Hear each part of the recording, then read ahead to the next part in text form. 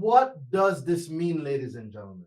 If the seller does not comply with the sections of the law says the seller cannot collect a deficiency against the consumer unless the seller does what the state law requires. Does that make sense? So does everyone see, like there's a lot of you right now that have repossessions, and I'm willing to bet $1,000. Somebody put $1,000 in the chat for me. Somebody put $1,000 in the chat.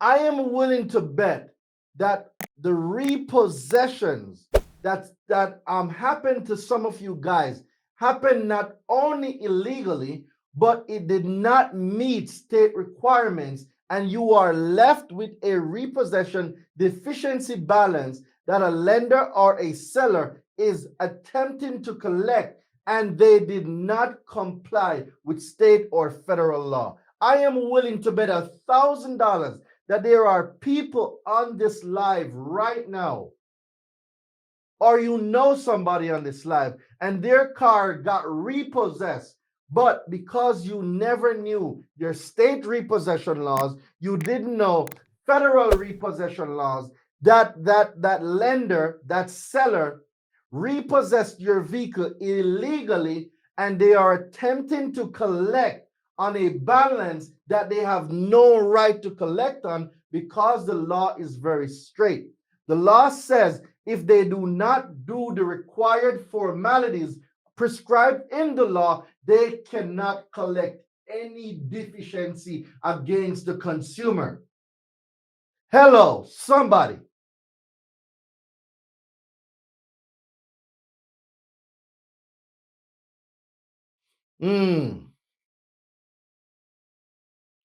I hope somebody got what I'm just saying. I really hope somebody received what I just said. If the seller didn't send proper notice, then they are not entitled to the repossession deficiency balance, and that makes the reported repo null and void. It's not, David, it's not that it's null and void. The repossession was done not in compliance with state and federal laws, which now becomes a violation and an illegal repossession. So now, when we take somebody to small claims court, this is the sauce of how you get paid for the repossession and how you get the repossession deleted. So now when you take them to small claims, remember, it's not what you know, it's what you can prove. And this is why being in the university, guys, gives you such an advantage when you are going after these crooked creditors. Yeah, put a restraining order on them so they couldn't come back to my property. That's one way of doing it. But guys, you can get paid for repossessions. Let me show y'all something. I'm going to show you guys how you can get paid for repossession. Let me show. Hold on. Who wants to get paid for repossessions? Let me see right now. Who wants to get paid for repossession? Because I don't think y'all want to get paid. Who wants to get paid for repossession? UCC 9, Part 6.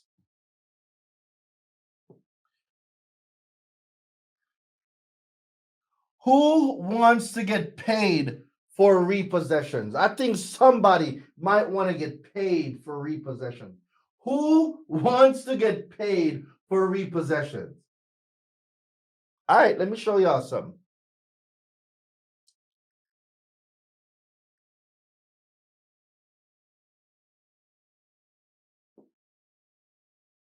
See, after default, right, a secured party may take possession of the collateral and, without removal, may render equipment unusable and dispose of collateral on a debtor's premises under Section 610. All right, we're going to go to 610. A secured party may proceed under subsection A, person, a judicial process.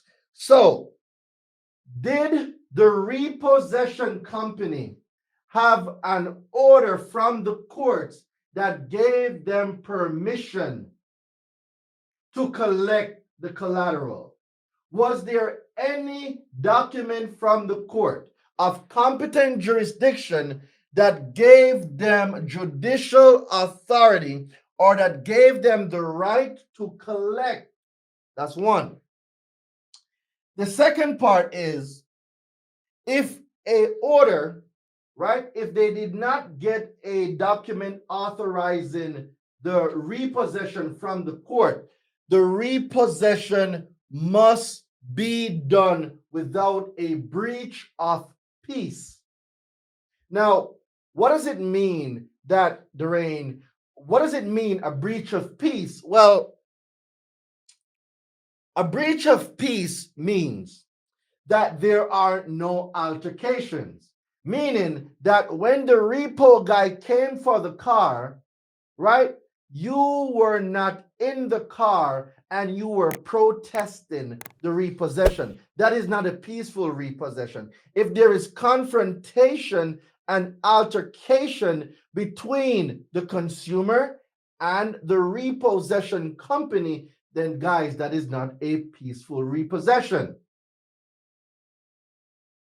Right? So even if you don't need the court order in Pennsylvania, it still doesn't change the fact that a repossession must not breach the peace.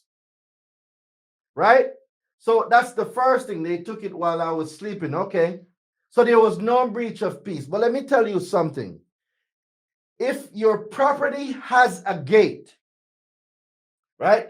If there's a gate on your property and a repo guy or repo gal opened your gate to come onto your premises and take the vehicle, that is a breach of peace. If the vehicle is in a garage and the garage is closed and the repo people opened the garage and took the vehicle, that is a violation of the breach of peace. So if the garage door is closed and they go in and take the vehicle, that is a breach of peace. If you, the consumer, are protesting, stop, don't take my vehicle, you go inside the vehicle, that is now not a peaceful repossession. Any repossession that happens during any altercation is not a peaceful repossession.